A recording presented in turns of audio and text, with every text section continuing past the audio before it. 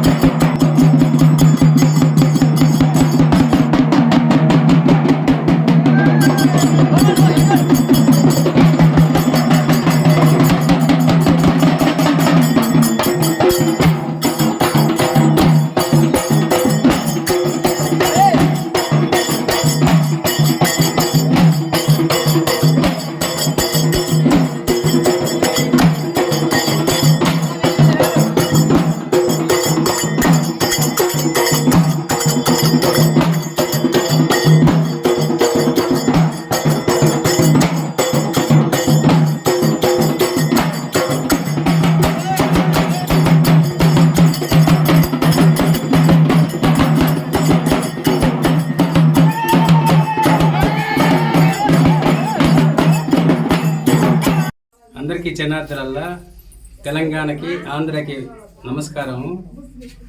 నేను నాగార్పమ్మ ఒక 5-6 సంవత్సరాల నుంచి నాకు వస్తుంది. అదేవిధంగా పల్లి ప్రవీణ్ హైదరాబాద్ నుంచి నాకు కొంచెం దగ్గర అవ్వడం జరిగింది. వచ్చిన తర్వాత ఈ విధంగా నేను అమ్మవారికి బోనాలు ఎత్తియాలా, ఎట్లా చేయాలా ఏందని అడిగితే ఆ అమ్మవారి తరపున నేను ఎలాగ చేయించాల్సిందంతా జోగిమాతల్ని జోగినీళ్ళందరినీ మాట్లాడతానని తెలియపరిచి నా దగ్గరుండి అన్నీ నాకు వెనక చేరి నా బొటుగా అమ్మవారి కంటే ఎక్కువగా ఇంకా ముందుకు నెట్టించిన జరిగింది. ప్రవీణ్ వల్లే ఇంతవరకు కూడా వచ్చింది. దాని తరపున అరవపేరేడు గ్రామం, నాయుడుపేట మండలం, తిరుపతి జిల్లా,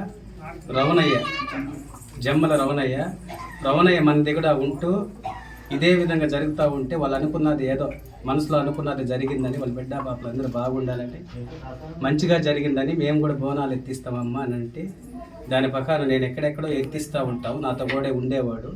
అదే అలవాటు ప్రకారం ఎత్తిస్తున్నాడు. యావాలమ్మ గ్రామదేవత కాడి నుంచి పోలేరమ్మకి సమర్పిస్తున్నారు బోనాలు. ఇంతటితో నాకు తెలిసిన వారికి మాట్లాడడం జరిగింది.